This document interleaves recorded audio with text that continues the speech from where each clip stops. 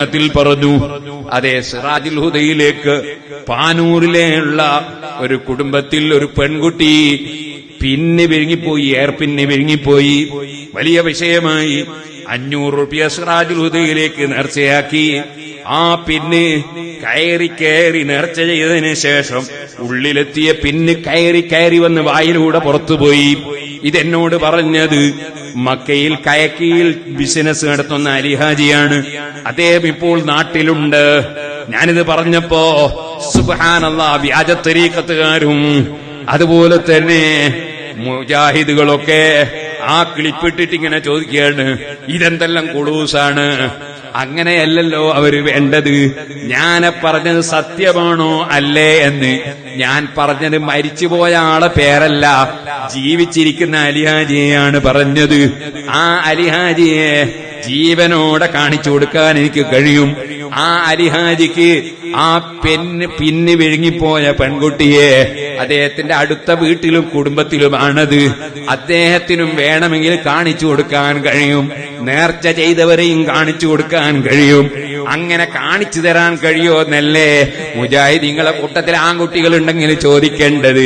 അല്ലാതെ മാനസിക രോഗികളെ പോലെ പിറുപിറുക്കുകയല്ലല്ലോ വേണ്ടത്. സുഹൃത്തുക്കളെ, അതെന്തേ കാരണം?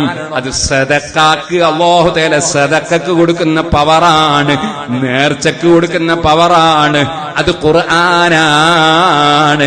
വമാ അൻഫഖ്തും മിൻ നഫഖത്തിൻ ഔ നദർതും മിൻ നദിരിൻ ഫഇന്നല്ലാഹ യഅലമുഹു.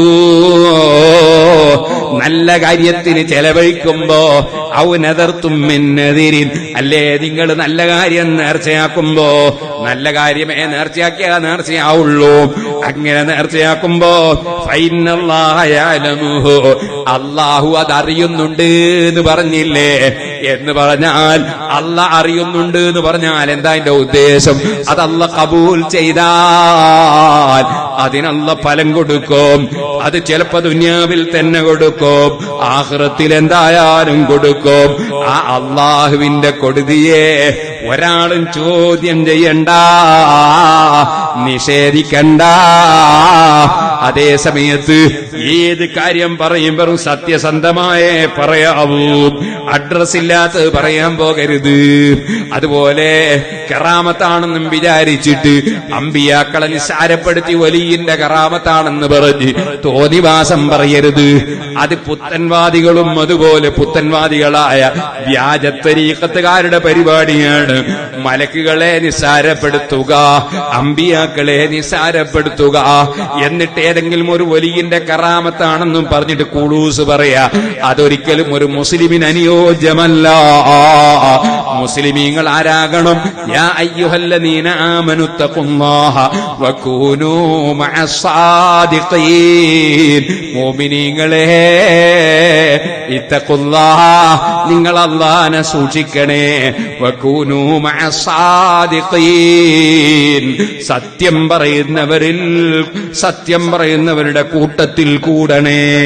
കള്ളം പറയാൻ പാടില്ല,